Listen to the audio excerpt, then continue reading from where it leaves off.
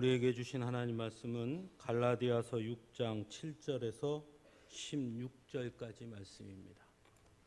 갈라디아서 6장 7절에서 16절까지 말씀 찾으신 줄 알고 제가 봉독합니다.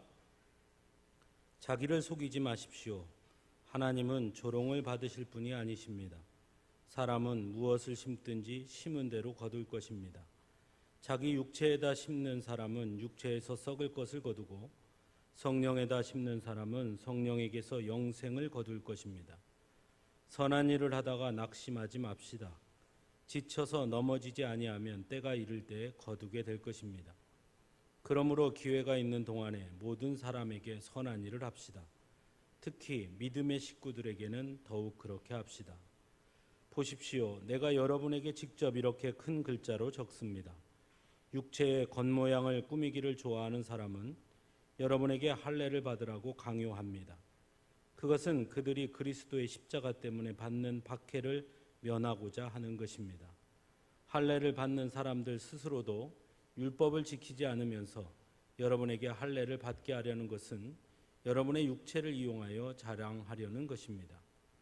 그런데 내게는 우리 주 예수 그리스도의 십자가 밖에는 자랑할 것이 아무것도 없습니다. 그리스도로 말미암아 내 쪽에서 보면 세상이 죽었고 세상 쪽에서 보면 내가 죽었습니다. 할례를 받거나 안 받는 것이 중요한 것이 아니라 새롭게 창조되는 것이 중요합니다. 이 표준을 따라 사는 사람들에게와 하나님의 백성 이스라엘에게 평화와 자비가 있기를 빕니다. 아멘.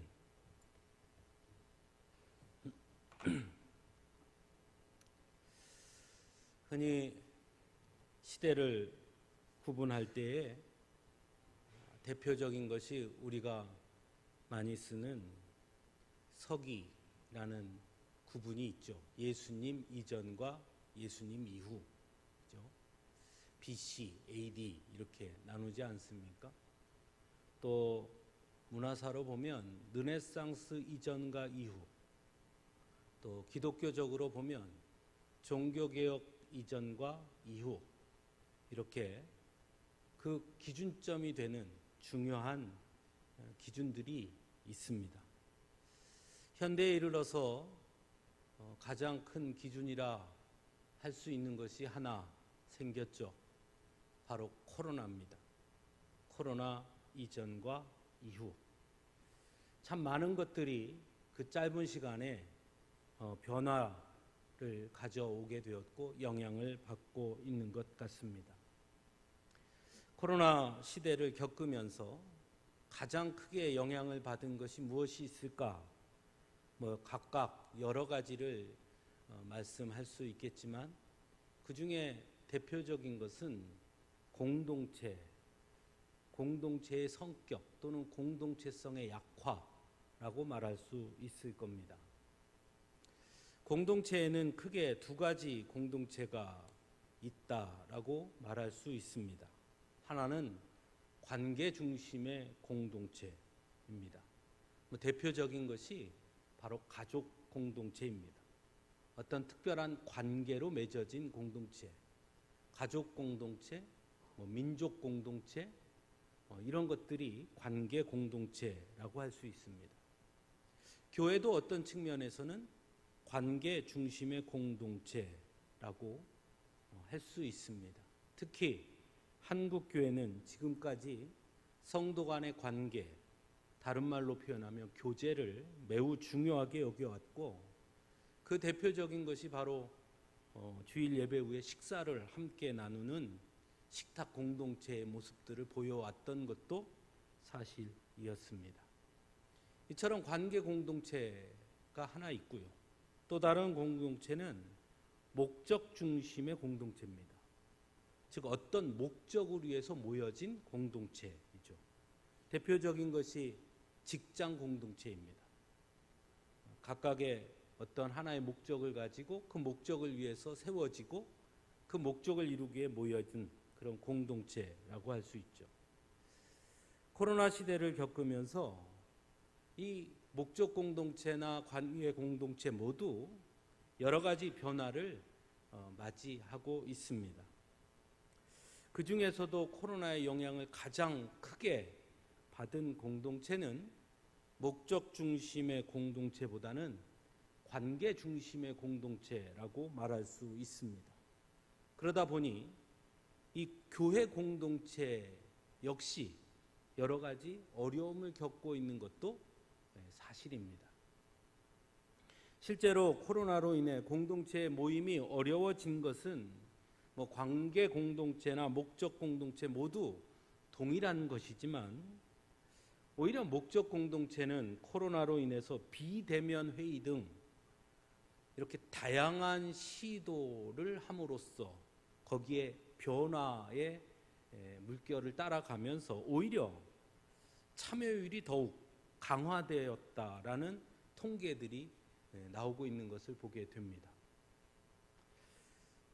또한 중요한 목적만을 다루면서 회의 시간의 단축 또는 좀 더 심화된 토론 등이 이루어지면서 효율성 등에서도 매우 긍정적인 효과들로 나타나고 있다는 통계들이 나타나고 있습니다.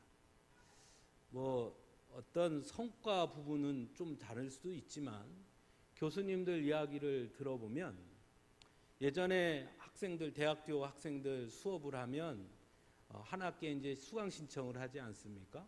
한 학기가 다 마칠 때까지 그 강의를 100% 수업 시간에 참여하는 학생들의 퍼센테이지가 70% 이상을 넘기가 어렵다고 그래요. 그러니까 나머지 30% 학생들은 한 학기 동안 수업을 자꾸 이제 빼먹게 되기도 하고 또는 아예 포기하기도 하는 학생들이 늘어난다는 거죠. 그런데 이 코로나 때문에 비대면 수업을 하지 않았습니까?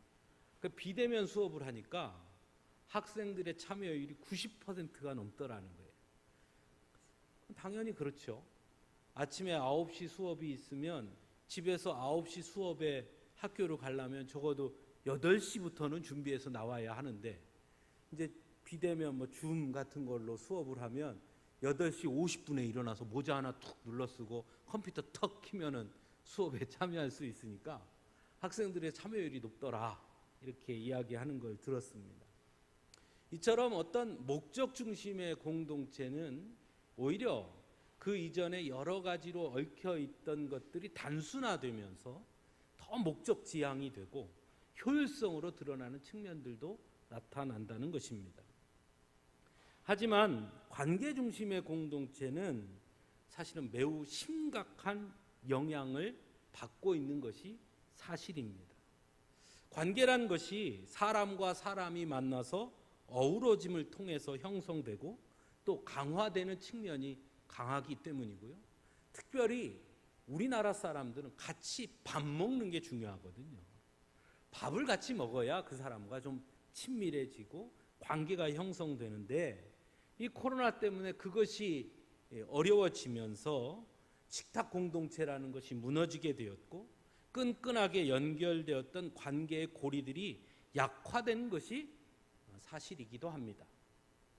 실제로 여전히 우리 교회도 마찬가지죠. 한 달에 한 번 정도나 간신히 이렇게 식사를 하고 있기도 하지만 우리 교회뿐만이 아니라 더 큰 교회들도 사실은 식사를 여전히 못하고 있는 교회들이 많고요. 그래서 여전히 오후 예배를 드리지 못하는 교회들이 많이 있습니다. 그것이 코로나로 인해서 이 식탁 공동체가 무너짐을 통해서 오히려 교회 안에서 많은 염려들을 하고 있습니다. 그래서 어떤 분들은 이 관계성을 다시 회복하는 것이 정말 중요하다라고 진단하면서 그 대안으로 우리가 전체가 다 같이 모여서 식사하고 하는 이것이 어려우니까 오히려 소그룹 활동을 더 강화할 필요가 있다라고 말하는 분들이 있습니다. 물론 그건 역시 매우 좋은 대안일 수 있고 매우 필요한 방법이라고 할 수 있습니다. 소그룹이 모여서 더 끈끈하고 더 친밀한 관계를 형성하는 것 매우 중요하다 할 수 있죠. 하지만 문제는 그 동안에 관계 중심의 공동체를 운영하던 방식에 익숙해져 있던 사람들에게 이렇게 소그룹 중심의 관계 공동체로 변화하는 데에는 여러 가지 어려움이 있는 것이 사실이라는 것입니다. 그런 의미에서 우리 교회가 창립 50주년을 맞이하면서 때마침 또 코로나 시대를 지나면서 과연 교회 공동체가 고민해야 할 부분이 무엇이 있을까를 진지하게 고민해 볼 필요가 있다라고 할 수 있습니다. 사실 이 코로나 시대는요, 우리에게 당연시 하던 것들에 대한 질문을 하게 해준 측면에서는 어떤 면에서 매우 긍정적입니다. 예를 들면 그 이전에는 주일에 예배당에 와서 예배하는 것이 당연했죠. 그런데 코로나 시대를 지나면서 질문하게 되는 거예요. 왜 교회에 모여서 예배를 해야지? 이런 질문이요. 오랜 세월 동안 습관화되었던 사람들에게는 그것이 조금 불편하고 그 익숙한 것에 대한 질문이기 때문에 때로 좀 불편하게 느껴질 수 있지만 새로운 젊은 세대는 자꾸 왜라는 걸 질문하게 됩니다. 왜 꼭 모여서 예배해야 하지?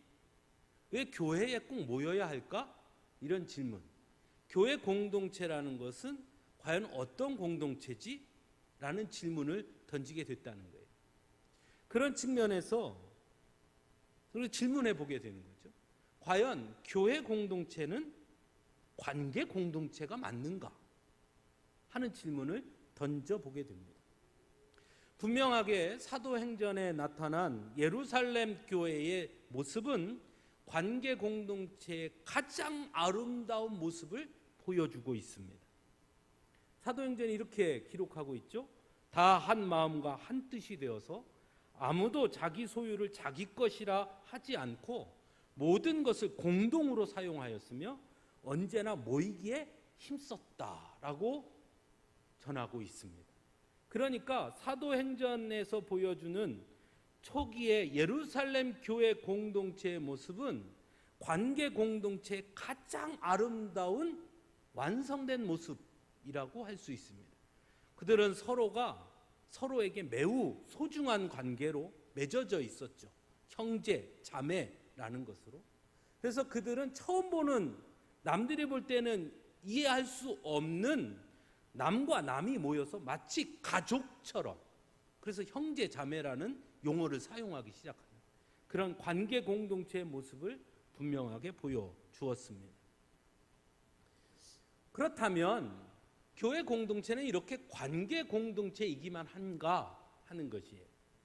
사실은 엄밀하게 말하면, 솔직히 말하면 교회 공동체는 목적 공동체입니다. 이게 먼저예요. 왜냐하면 교회 공동체가 왜 세워졌느냐? 서로 친밀해지기 위해서 만들어진 공동체가 아니잖아요. 교회 공동체는 하나님을 예배하기 위한 목적으로 형성된 공동체고 땅끝까지 복음을 전하기 위한 목적의 공동체로 세워진 것이 교회 공동체입니다. 그러므로 우리가 예루살렘 교회 이후의 교회들을 생각해 보면 한번 생각해 보십시오. 유대인들의 핍박 때문에 예루살렘 교회가 사방으로 흩어집니다. 그 이후에는 로마의 핍박이 시작이 돼요. 그러면서 이제는 자유롭게 모이는 것이 매우 어려워졌습니다. 그리스도인이라는, 즉 기독교인이라는 이름 하나 때문에 목숨을 잃는 위협에 처하기도 했어요. 그럼에도 불구하고 우리가 잘 아는 것처럼 그렇게 핍박 속에서도 교회 공동체는 여전히 존재했고 오히려 예루살렘 교회 공동체보다도 더욱 왕성하고 활발한 활동을 했다라는 것이 우리는 성경을 통해 보게 됩니다. 핍박 속에서 함께 나누는 교제에는 장애가 발생했지만 그러나 교회가 가지고 있었던 목적 공동체로서의 성격이 그 빈자리를 메움으로써 본래적 목적인 복음을 전하고 예배하는 것에는 조금도 장애를 받지 않았다. 방해를 받지 않았다라는 것입니다. 그런 의미에서 이 코로나 시대를 지나고 있는 이 시점에 우리가 조금 더 깊이 생각해 봐야 할 것은 우리 교회가 목적 공동체로서의 그 정체성을 과연 얼마나 유지하고 지켜가고 있는가에 관심을 가져야 한다는 겁니다. 갈라디아서는, 우리가 오늘 읽은 이 갈라디아서는 사도 바울에 의해 세워진 교회로 갈라디아 지역에 있던 교회였죠. 이방인들이 중심이 된 교회였습니다. 사도 바울이 복음을 전했고 거기에 교회가 세워졌고 당연히 이방인들이 중심인 교회였습니다. 하지만 예루살렘 교회의 핍박을 피해 흩어져 버린 유대인들이 갈라디아 교회에도 유입이 자연스럽게 되었습니다. 그러면서 다시 유대인들과 갈등을 겪게 됩니다. 특별히 우리가 오늘 본문에서 보는 것처럼 할례 문제가 다시 대두되기도 했습니다. 그런 갈라디아 교회에 사도 바울이 쓴 서신이 바로 갈라디아서입니다. 사도 바울은 그래서 오늘 본문 13절에 보면 할례를 주장하는 사람들을 매우 강하게 비판합니다. 사도 바울은 갈라디아서 이 6장에서 특별히 교회 공동체의 두 가지 중심적 축인 관계성과 목적성에 대해서 전하고 있음을 보게 됩니다. 먼저 읽진 않았지만 1절에서 10절까지는 성도들의 관계에 대해서 권면하고 있습니다. 서로 남의 짐을 져주라 라고 권면하죠. 말씀을 배우는 사람은 가르치는 사람과 모든 좋은 것을 함께 나누어야 한다라고도 말합니다. 10절에서는 기회가 있는 동안에 모든 사람에게 선한 일을 합시다. 특히 믿음의 식구들에게는 더욱 그렇게 합시다라고도 말합니다. 즉 교회 공동체가 좋은 공동체가 되기 위해서 공동체 안에 있는 서로 간의 관계가 매우 중요하고 그 관계들을 위해서 우리가 노력해야 한다는 것을 이야기합니다. 하지만 또 한 측면에서는 그 좋은 관계 공동체가 되기 위해 공동체 안에 속해 있는 개개인의 중요성을 또한 매우 강조합니다. 그래서 오늘 7절 말씀에 이렇게 시작하죠. 자기를 속이지 마십시오. 자기 육체에다 심는 사람은 육체에서 썩을 것을 거두고 성령에다 심는 사람은 성령에게서 영생을 거둘 것이다 말씀합니다. 즉 교회 공동체 안에 속해 있는 개개인이 성령에 충만한 사람이 되어야 한다. 그래야 좋은 관계를 형성할 수 있다라고 말하는 것이죠. 그리고 이제 11절부터는 교회 공동체의 목적에 대한 말씀을 다루고 있습니다. 즉 교회 공동체의 목적이 무엇인지에 대한 문제를 다루고 있는 것이죠. 11절에서 사도 바울이 이렇게 말합니다. 내가 여러분에게 직접 이렇게 큰 글자로 적습니다. 즉 이것이 얼마나 중요한지를 매우 강조하고 있다라는 것이죠. 사도 바울은 교회 공동체의 목적, 그 중심이 무엇인가를 분명하게 전합니다. 12절에 이렇게 말하죠. 육체의 겉모양을 꾸미기를 좋아하는 사람은 여러분에게 할례를 받으라고 강요합니다. 그것은 그들이 그리스도의 십자가 때문에 받는 박해를 면하고자 하는 것입니다. 내게는 우리 주 예수 그리스도의 십자가 밖에는 자랑할 것이 없습니다. 그리스도로 말미암아 내 쪽에서 보면 세상이 죽었고 세상 쪽에서 보면 내가 죽었습니다. 즉 사도 바울은 교회 공동체의 중심은 예수 그리스도의 십자가다라는 것을 분명하게 하고 있습니다. 그래서 예수 그리스도의 십자가 때문에 박해를 받는 일이 있다 하더라도 그 목적을 외면하거나 회피해서는 안 된다는 것이죠. 그게 가장 중심이고 핵심이라는 거예요. 오늘날의 교회 공동체의 중심 역시 여러분 무엇이겠습니까? 똑같습니다. 지금도 여전히 교회 공동체의 중심은 예수 그리스도의 십자가입니다. 그것은 변할 수 없는, 타협할 수 없는, 가장 중요한 것임에 틀림이 없는 것이에요. 그런 의미에서 본다면 비록 오늘날 교회 공동체가 식탁 공동체의 약화와 여러 모임의 약화로 인해 관계성이 조금씩 어려움을 겪는다고 하더라도 교회 공동체의 중심이 또는 교회 공동체가 약화되었다라고 말한다는 것은 그 중심인 예수 그리스도의 십자가가 약화됐다는 것을 반증하는 것이다 라고 말할 수 있습니다. 로마의 핍박이 심해져서 함께 모여 예배하는 것조차 어려워져서 지하 동굴 같은 곳에 모여 예배할 수밖에 없었고, 예배에 참석한 사람이 누구인지조차 서로에게 밝힐 수 없는 어려움 속에서도 초대교회는 예배를 드렸어요. 내 옆에 예배 드리는 사람이 누구인지 서로 알 수 없었어요. 아니, 알려고도 하지 않았어요. 왜냐? 내가 잡혀가면 네 옆에 예배 드린 사람 누구야? 라고 물을 텐데, 내가 내 옆에 예배 드린 사람이 누군지 알면 이야기하겠죠. 그럼 결국은 그 사람도 잡혀갈 거 아니에요. 그래서 어디에서 예배를 드리는지, 몇 시에 예배를 드리는지, 누가 예배에 참석했는지 서로 알지 못했어요. 그럼에도 불구하고 그들은 예배 시간에 모여 예배했습니다. 그 천주교 가톨릭의 미사를 지내면 여자들이 수건을 쓰죠? 그죠? 사도 바울이 그 문제에 대해서 이야기도 하지요.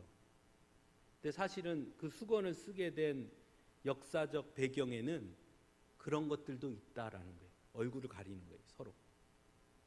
또 여러분들 그 교회 다니는 분들 차 뒤에 보면 이렇게 물고기 그림 이렇게 해가지고 익투스 이렇게 써 있죠. 저는 주는 그리스도시요 살아계신 하나님의 아들이십니다 라는 말 첫 글자를 따서 붙이면 익투스가 되고, 이 익투스라는 말이 물고기라는 뜻이에요. 그러다 보니까 물고기 형상을 이렇게 해갖고 있는 거거든요. 근데 그것도 사실은 암호였다는 거예요. 암호.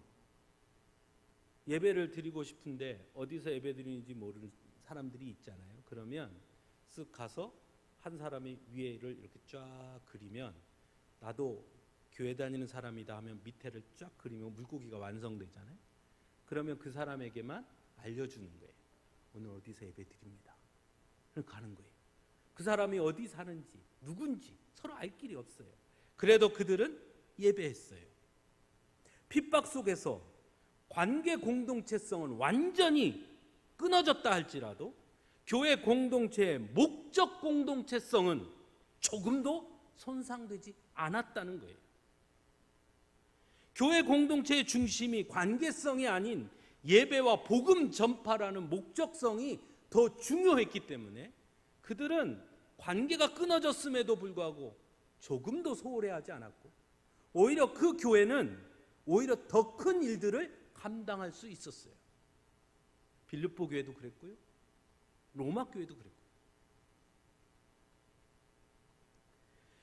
또한 사도 바울은 15절에서 할례를 받거나 안 받는 것이 중요한 것이 아니라 새롭게 창조되는 것이 중요하다고 말하고 있습니다. 여러분, 할례가 뭡니까? 할례는 관계 공동체성을 대표하는 아주 대표적인 의식이에요. 왜냐하면 할례는 유대인이라는 관계성의 상징이기 때문입니다.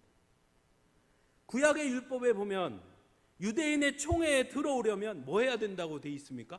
할례를 받아야 합니다. 할례를 받은 자만이 유대인의 총회에 들어올 수 있어요. 그러므로 할례는 유대인의 총회라는 이 관계 안에 들어올 자격이에요. 그래서 할례는 관계성의 가장 대표적인 상징입니다. 그래서 초대교회의 유대 그리스도인들 중에는 이 할례를 매우 강조하는 이들이 있었습니다.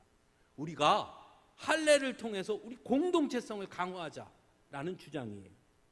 하지만 사도 바울은 그런 주장을 결코 받아들이지 않습니다. 왜냐하면 교회 공동체는 예수 그리스도의 십자가가 중심이지 인위적인 관계 공동체를 지향하는 것이 아니라는 것이에요. 오히려 교회 공동체는 예수 그리스도의 십자가와 복음을 전하는 목적으로 나를 구원하신 예수 그리스도의 은혜와 사랑에 감사하며 예배하기 위한 공동체로 서야 하는 것이 더 중요하고 그것이 중심이라고 여겼던 것이에요. 그래서 공동체 안에 속해 있는 개개인이 새롭게 창조되는 것, 즉 예수님의 말씀대로 한다면 거듭나는 것, 그것이 중요하다라고 본 것입니다. 요즘 주변에서 이런 이야기를 하는 분들을 가끔 만나게 됩니다. 이제 교회 다니는 거 재미가 없습니다. 이런 얘기요. 교회 가도 같이 식사도 안 하고 모임들도 막 사라지고 그저 교회 가서 예배만 빽 드리고 그냥 1시간 예배 앉아갖고 예배만 빽 드리고 오니까 허전하고 심심하고 신앙생활하는 재미가 없어진 것 같습니다. 이런 얘기 참 많이 듣습니다. 그런 것도 매우 중요하죠. 그리고 빨리 다시 그런 날이 올 수 있기를 간절히 바랍니다. 하지만 그 말에는 뭔가 문제가 있어요. 예배만 삑 드리고 온다? 원래 교회는 예배 드리는 게 가장 중요한 거예요. 밥 먹는 거 그 다음이고요. 모임도 그 다음이에요. 가장 중요한 걸 여전히 하고 있음에도 불구하고 재미가 없다? 이거는 뭐가 문제가 있는 거죠. 지금 우리는 여전히 예배 드리고 있잖아요. 그럼에도 불구하고 교회 오는 게 재미가 없다, 심심하다라고 말한다면 우리는 교회 공동체의 중심이 많이 흩어져 있다는 것을 반증하는 것이다 라고 말할 수 있습니다. 초대교회가 핍박으로 인해 성도 간의 관계성이 약화됐을 때에도 교회 공동체의 목적성은 여전히 살아있었고 오히려 그것이 중심이 되어서 하나님께서 교회 공동체에게 부여하신 사명을 더 잘 감당한 것처럼 오늘날의 교회 공동체도 비록 관계 공동체성은 약화되었다 하더라도 하나님께서 부여하신 그 사명이 여전히 우리에게 있다면 우리는 그 사명을 위해서 모여 예배하는 것입니다. 예배하는 공동체성을 그래서 잃지 말아야 하는 거예요. 어떤 사회학자가 강의하는 거를 들은 적이 있어요. 유튜브에서. 그분이 이렇게 얘기하더라고요. 코로나로 인해서 우리의 모임이 제한됐다라고 말하는 사람이 있고 어떤 사람은 코로나로 인해서 오히려 모임이 확대되었다라고 말하는 사람이 있다는 거예요. 그런데 코로나로 인해서 제한되었다고 말하는 사람은 항상 뭘 꿈꾸느냐? 다시 과거로 돌아가기를 원한다는 거예요. 이걸 제한됐으니까 그걸 풀려고요. 그런데 코로나로 인해서 오히려 모임이 확대되었다라고 하는 사람은 다음을 바라본다는 거예요. 그러면 이 코로나로 인해서 모임이 확대되었다고 말하는 사람은 왜 확대되었다고 말하느냐? 예전에는 모임이라는 것이 장소의 제약이 있고 시간의 제약이 있었죠. 어디서 모이자 하는 장소가 생겼고 그리고 시간을 정하죠. 몇 시에 모이자. 그래서 그 시간에 참여할 수 없는 사람은 그 모임에 올 수가 없죠. 그 장소에 오지 못하는 사람도 모임에 올 수가 없죠. 그런데 이제는 몇 시에 모이자라고 하면 장소의 제약을 받지 않는다는 거예요. 미국에 있는 사람도, 중국에 있는 사람도, 서울에 있는 사람도, 부산에 있는 사람도 언제든지 컴퓨터만 켜면 그 모임에 참여할 수 있다는 거예요. 그래서 이제 모임이 확대되었다는 거예요. 모임이 제한된 것이 아니라 오히려 확대되었다. 더 많은 사람들이 모일 수 있게 됐다. 그렇게 본다는 거예요. 예배도 마찬가지죠. 이렇게 모여서 예배하던 시대에는 11시에 이 예배에 참여하지 않으면 예배드릴 길이 없었죠. 근데 이제는 확대되었죠. 어디서든 손에 스마트폰이 있으면 예배를 드릴 수 있다는 거예요. 확대되었다는 거예요. 측면에서 보면. 물론 그것이 옳으냐 틀렸느냐 그것에 대한 문제는 다음으로 치더라도 그 사회학자의 판단에 따르면 오히려 확대되었다는 거예요.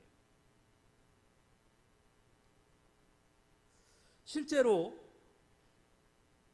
교회 목회 데이터 연구소에서 내놓은 자료에 의하면 젊은이들이 소위 말하는 교회에 관련된 컨텐츠를 접속하는 그 접속률이 코로나 이전보다 코로나 이후에 훨씬 늘었다는 거예요. 예배에는 젊은이들이 참여하지 않죠. 지금 한국교회는 청년들이 없다고 다들 난리예요. 그런데 바깥에 있는 청년들이 오히려 이 교회 콘텐츠, 즉 뭐 예배라든지 설교라든지 이런 것에 접속하는 접속률은 코로나 이전보다 훨씬 높아졌다는 거예요. 그런 측면에서는 또 한편으로는 좋은 전도의 전략으로 사용할 수 있어야 하는 것이죠. 우리의 목적이 거기에 있기 때문에. 사도 바울은 오늘 본문 16절에서 아주 중요한 이야기를 합니다. 이 표준을 따라 사는 사람들에게와 하나님의 백성 이스라엘에게 평화와 자비가 있기를 빕니다. 이 표준을 따라 사는 사람들, 이 표준을 따라 사는 사람들이 누굽니까? 그것이 성도예요. 그럼 이 표준이 뭡니까? 예수 그리스도의 십자가가 중심인 사람들. 그것이 표준이에요. 즉 그것이 성도예요. 성도의 표준은 예수 그리스도의 십자가 그 중심에 있는 사람들. 그래서 날마다 새롭게 창조됨을 경험하는 사람들. 그 사람이 성도예요. 예수 그리스도의 십자가 앞에서 날마다 죽음을 경험하고 또한 새롭게 창조되는 거듭남을 경험하는 사람들. 그 사람들이 성도예요. 그 다음이 관계성입니다. 교회는 단순히 서로 간의 교제를 위해 모인 공동체가 아니에요. 예수 그리스도의 십자가 안에서 이루어지는 관계예요. 관계도. 함께 예배하고 하나님께서 주신 복음을 전하는 사명을 위해 모인 이들이 서로 관계를 맺는 것. 그것이 교회예요. 그 안에서 서로를 사랑하고 서로의 짐을 지고 서로를 위해 선한 일을 하는 공동체. 그게 교회 공동체라는 것입니다. 앞으로 교회는 점점 더 어려울 것이다 라고 다들 말합니다. 하지만 그것은 그동안 교회의 중심이 약화되어 왔었다는 반증이기도 합니다.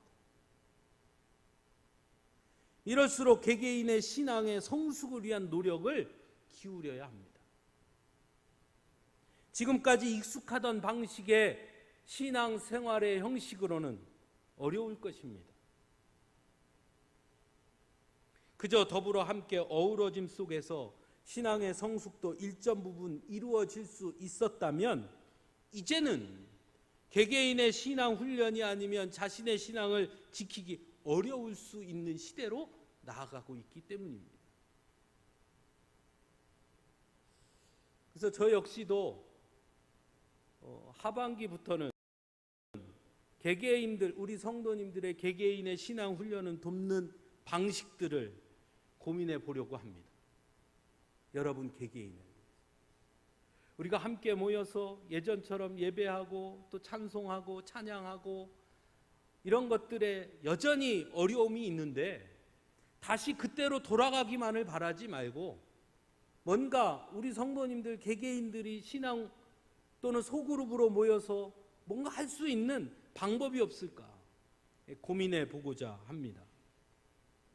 비대면 성경 공부도 좀 더 확대해 보려고 하고요. 또 개개인별 1대1의 만남이라든지 또는 비대면으로 신앙 상담을 할 수 있는 방식을 찾든지 또는 여러분들에게 좀 더 좋은 하루에 잠깐이라도 볼 수 있는 좋은 콘텐츠를 좀 제공하려는 노력을 기울인다든지 그런 방안들을 좀 모색해 보고자 합니다. 그렇게 신앙의 성숙을 위한 노력이 우리 개개인들에게 이루어져서 우리가 함께 모여 예배할 때는 모두가 다 충만한 성령의 충만함으로 예배하고 또 함께 복음을 전하는 공동체로서 그 역할을 감당하는 우리 서강주 교회가 되어야 하지 않겠습니까? 그것이 여기에 하나님께서 우리 교회를 세우신 목적 아니겠어요? 50년까지 이렇게 지내왔고 이런 역할을 했다면 이제 코로나 시대가 지나고 나면 우리도 50년이라는 시간을 지나고 났으니 또 새로운 방식에 맞추어서 우리가 그 일들을 감당해야 할 것입니다. 교회는 그런 의미에서 끊임없이 우리가 해야 할 일들을 고민하고 제시하고 예수 그리스도의 십자가를 중심으로 삼은 개개인이 그 일에 동참하고 하나님의 영광을 이루어내는 것, 그것이 진정한 교회의 모습이라고 할 수 있기 때문입니다. 우리 교회 분들도 이렇게 보면 이런 얘기를 하면 뭐 좀 부담스러운 분들도 있겠지만 헌금 생활을 하는 거를 여러분들이 헌금하는 거를 쭉 제가 봐요. 헌금하는 거를 쭉 보면